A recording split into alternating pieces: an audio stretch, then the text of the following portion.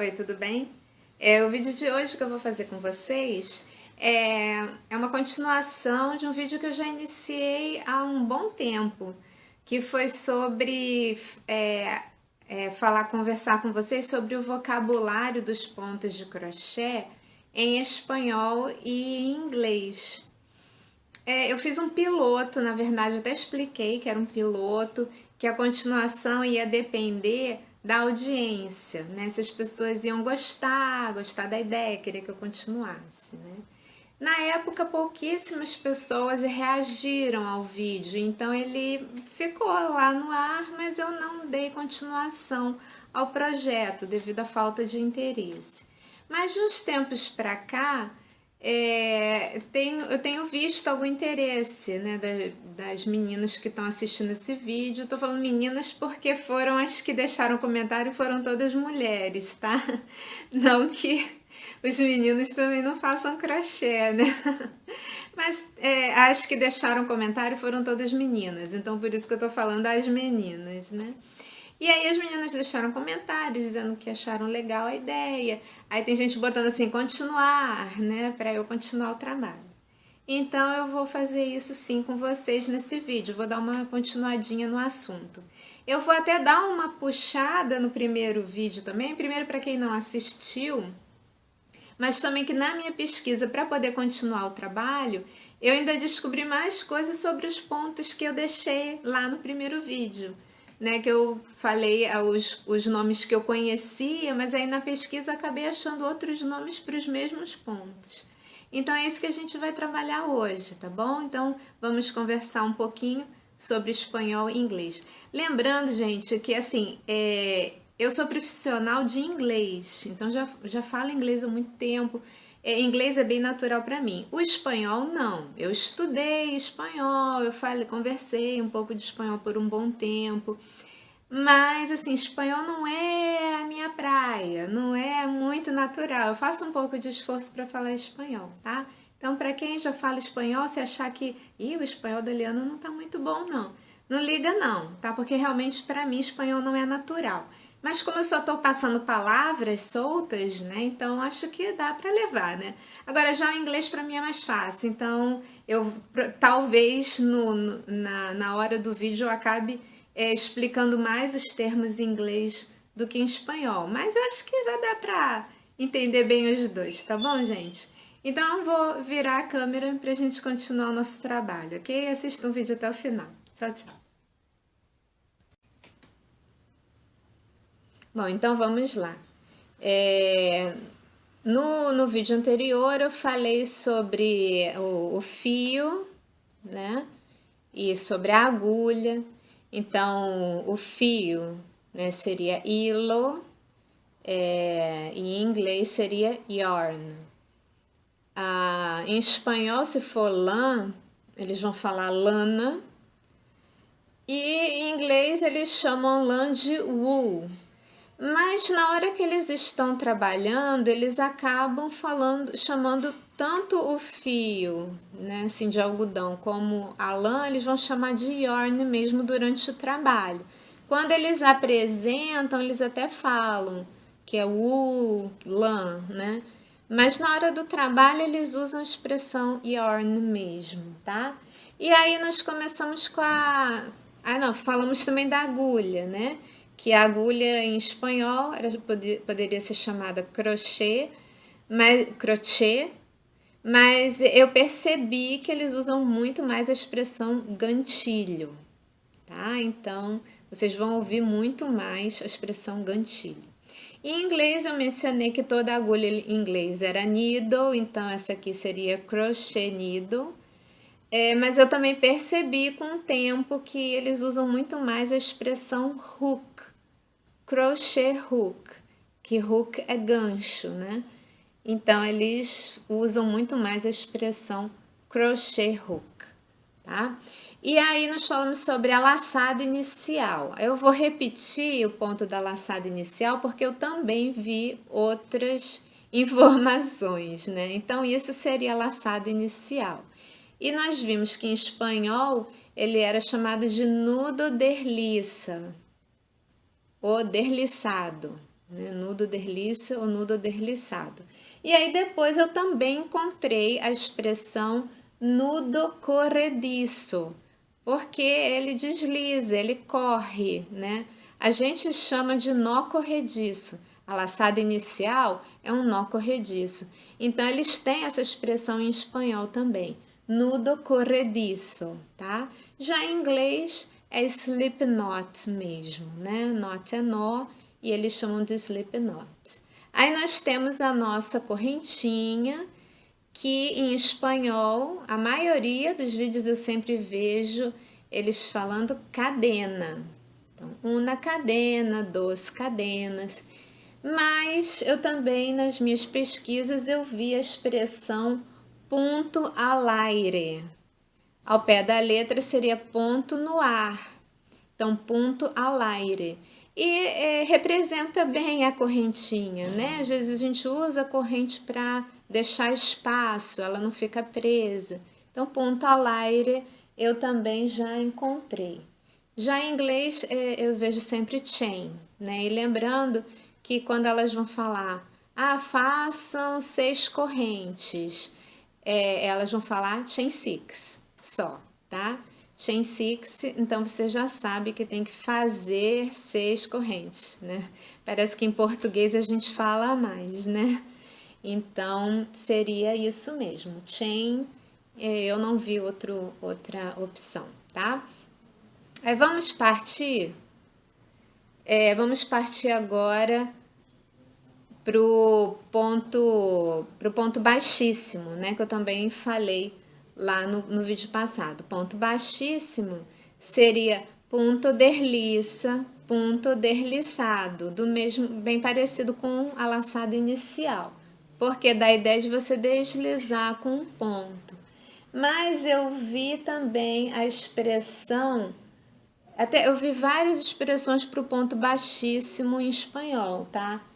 Eu vi também ponto passado, que assim, tipo, você só passa o ponto, né? Ponto passado. Eu também vi ponto falso.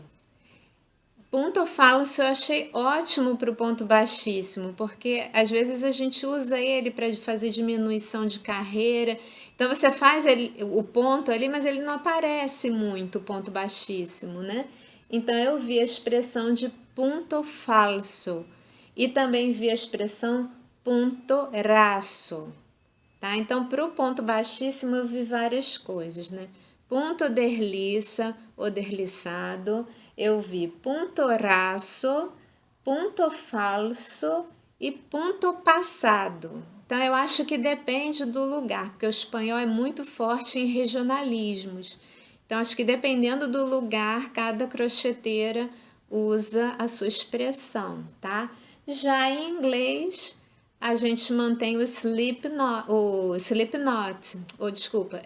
stitch, né? Stitch é ponto, então esse nosso ponto baixíssimo seria slip stitch, tá? Não vi outra opção, tá? Existe também o anel mágico, o círculo mágico, a gente chama também de nó mágico, né? Então, tô fazendo aqui para vocês saberem do que eu tô falando, né? Então, esse aqui é o anel mágico, o círculo mágico e tal. Em espanhol, eles chamam de anilho mágico, né? Anilho é anel, então, anilho mágico. E em inglês seria o magic ring. Então, é só traduzir ao pé da letra mesmo, né?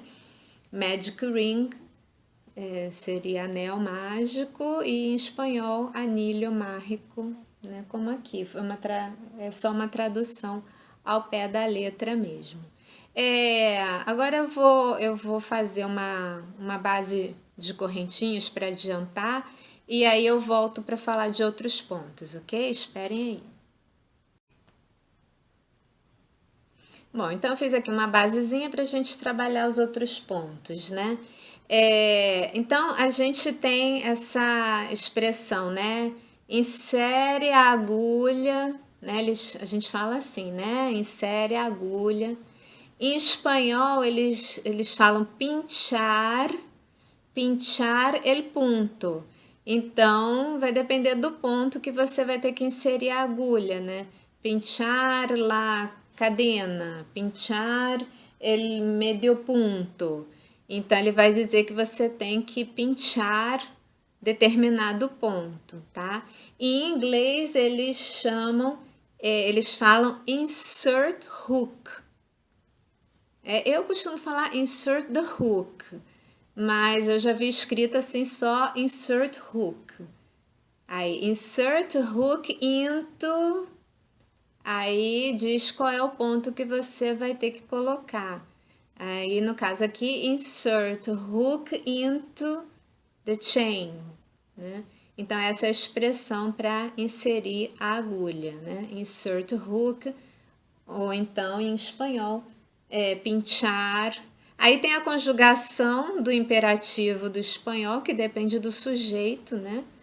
Então, mas o verbo no infinitivo seria pinchar, né? Pinchar el punto. Aí tá, pinchar la cadena, pinchar el punto barro e assim por diante, tá?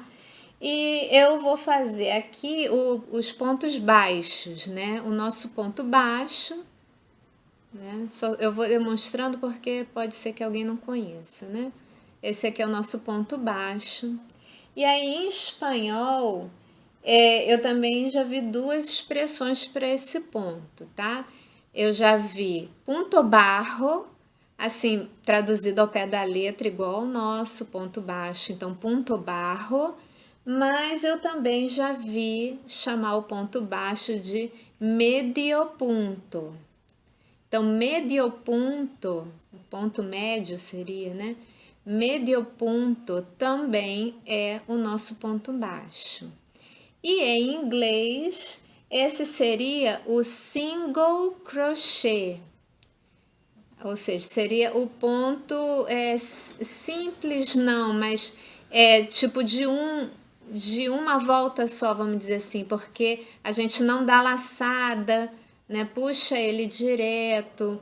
Então, eles chamam de single crochet, tá? Depois vocês vão entender o que eu tô falando quando eu ensinar o ponto alto em inglês. Aí vocês vão entender por que eles chamam esse aqui de single, tá?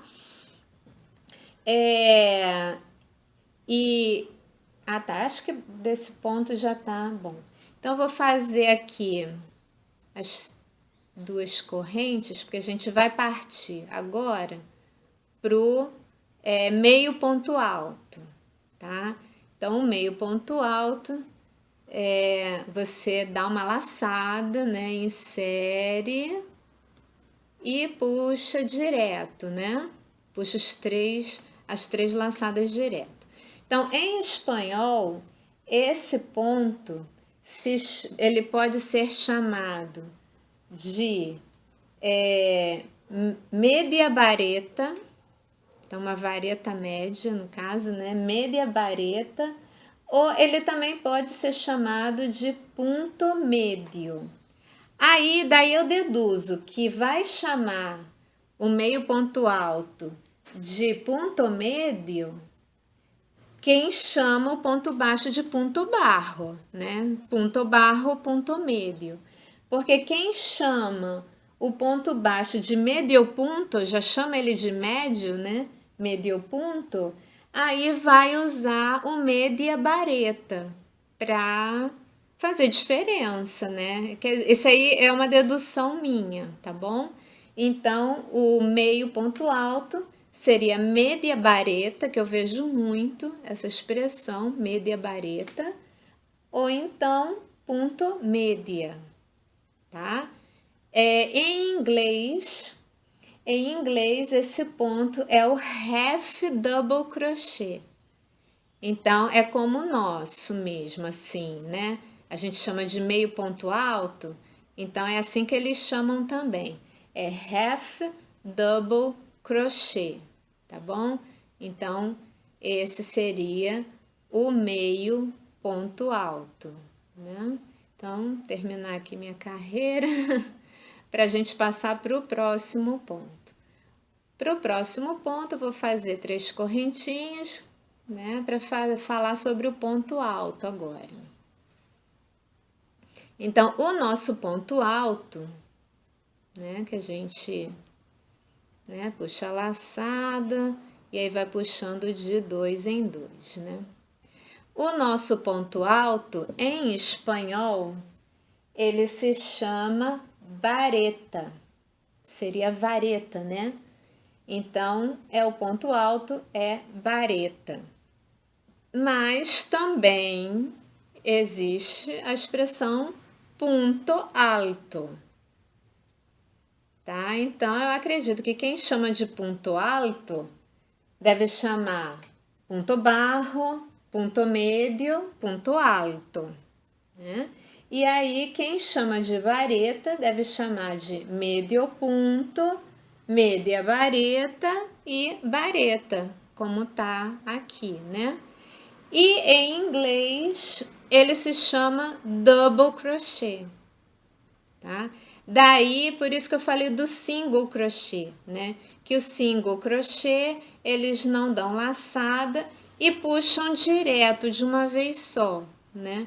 O double crochet não é assim, né? O ponto alto, que eles chamam de double crochet, você já dá uma laçada, insere e puxa ele de 2 vezes, né? Puxa um e puxa 2. Então, por isso que eles chamam de duplo, né? Double crochet, tá? E esse movimento que eles fazem, que a gente faz, né? De fazer a laçada, eles chamam yarn over, né? Então, isso é yarn over. Aí, insert hook into the stitch. Aí, esse ato de puxar o fio do novelo, eles chamam pull up a loop. Pull up a loop.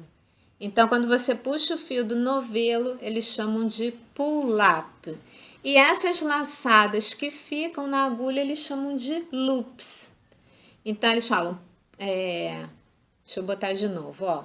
Eles chamam yarn over, insert the hook, pull up a loop. Aí você fica com 3 loops in hook. 3 loops in hook. Quando a gente fala, fica com 3 laçadas na agulha, né? Eles falam 3 loops in hook, tá? Então, esse é o double crochet. E fazer isso é yarn over e puxar o fio do novelo é pull up a loop, ok? Então, deixa eu terminar a minha carreira para a gente partir para o nosso próximo ponto. Então, nós vamos fazer 4 correntinhas, 4 cadenas, chain 4. Então, para que eu faço 4 correntinhas para virar o trabalho, né? É para fazer um ponto alto duplo, né? Vamos fazer um ponto alto duplo. O ponto alto duplo, né? Só relembrando, você dá 2 laçadas, aí puxa de 2 em 2, 2, 2 e 2, né? Então, o ponto alto duplo, em espanhol, se chama doble vareta. Então, para quem usa o termo vareta para o ponto alto, vai chamar o ponto alto duplo de doble vareta, tá? Já quem chama o ponto alto de ponto alto mesmo, né, vai falar ponto alto doble, ponto alto doble, ou então doble vareta, tá? E para o inglês, lembra que eles já chamavam o ponto alto de duplo, né? Double crochet.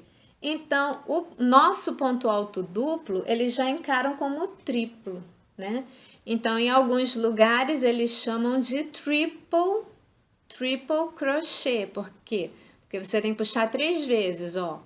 1, 2 e 3.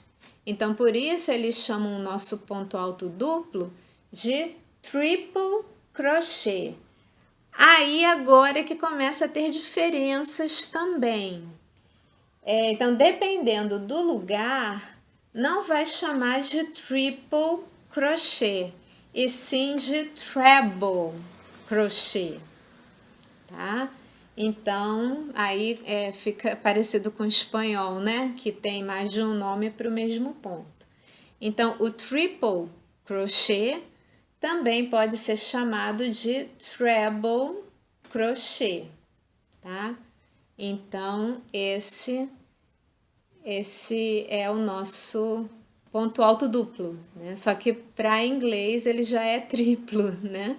Porque você puxa 3 vezes, tá? Então, deixa eu terminar aqui a minha carreira para a gente fazer o último ponto dessa aula.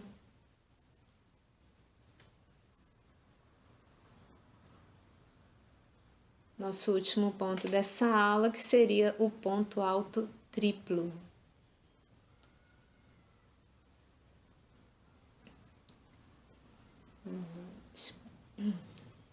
Então, para o ponto alto triplo, a gente faz 5 correntinhas, né? Então, vamos fazer 1, 2, 3, 4, 5. O nosso ponto alto triplo,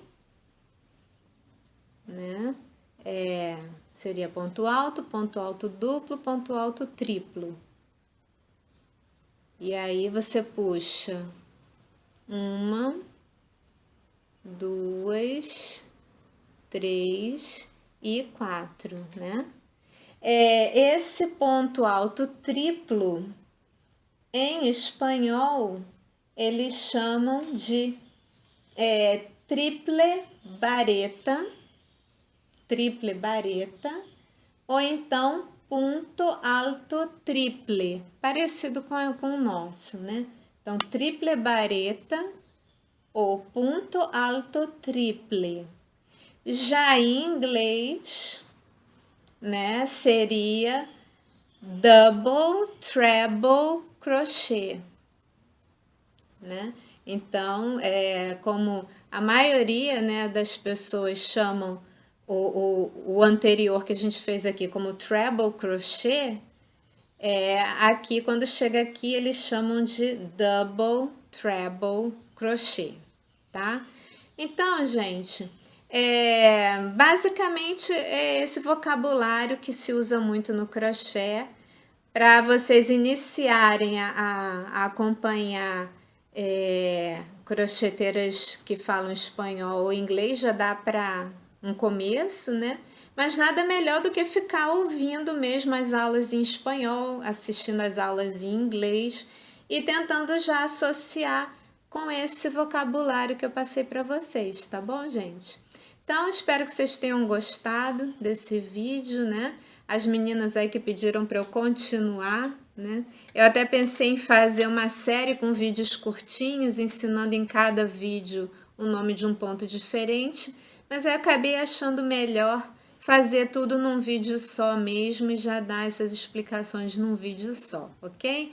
Então, gente, se gostaram, compartilhem, né, nas suas redes sociais, assine o meu canal e aí por diante, né? Esses pedidos que todos pedem, né, no final dos vídeos, tá? Então, obrigado por assistirem, tchau, tchau e até a próxima.